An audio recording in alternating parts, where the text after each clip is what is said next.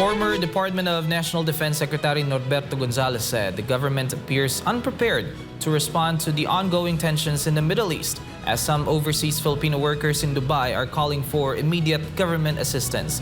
Almar Forzuelo reports. Ngayon, hindi natin alam kung ano nangyayari sa bayan natin ngayon. Mukhang hindi masyadong naasikaso.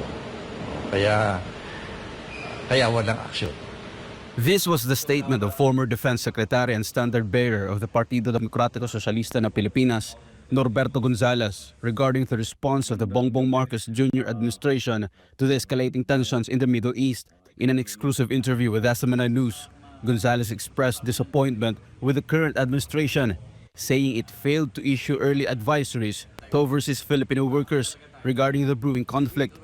As a result, many Filipinos are now caught in the unrest and placed at risk. Oo, kasi alam mo, bago itong actual na bombings, no? Na ginawa ng Israel at saka ng Amerika, ilang linggo na yan eh. Na nakikita natin na pumuposisyon na yung aircraft carriers ng Amerika. Naghahanda ang Israel.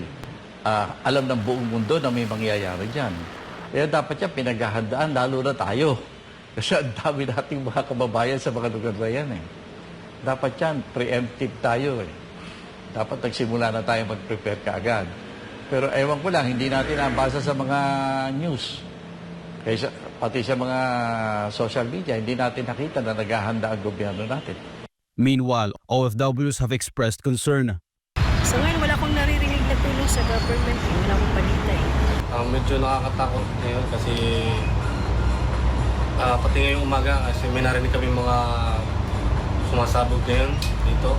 Kaya medyo nakakatakot din ngayon lumabas. Sa ngayon wala akong...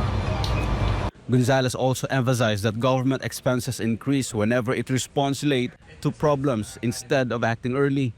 Importante at yung ating talagang unique na sitwasyon ng ating bansa, may mga Pilipino sa lahat ng panig ng daigdig. Kaya dapat, yun ang isa sa mga rekomendasyon ko nung kumakandidato ako. Kailangan mapagmasid tayo na gusto ko ano mga mangyayari, mga importanteng development sa buong mundo. Kasi kailangan preparasyon. Hindi tayo basta-basta kikilos. Habang nalilate ka sa reaction, lalong lumalaking gastos mo. At lalong nagiging mapanganib para sa mga kababayan natin.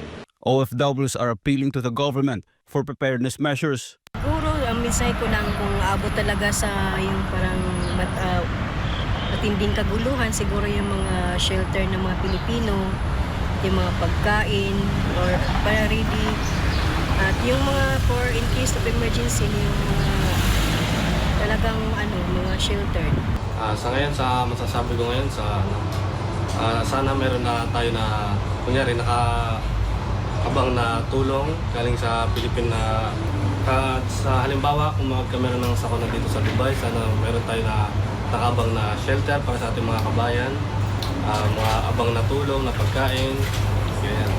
At kung sakali, kung pwede man tayo makauwi ng Pilipinas, meron silang nakahanda sasakyan para sa atin pauwi ng Pinas. Authorities have yet to issue an official statement regarding the concerns raised as tensions in the Middle East continue to unfold. Reporting for Newsline World, Almar Forzuelo, SMNI News.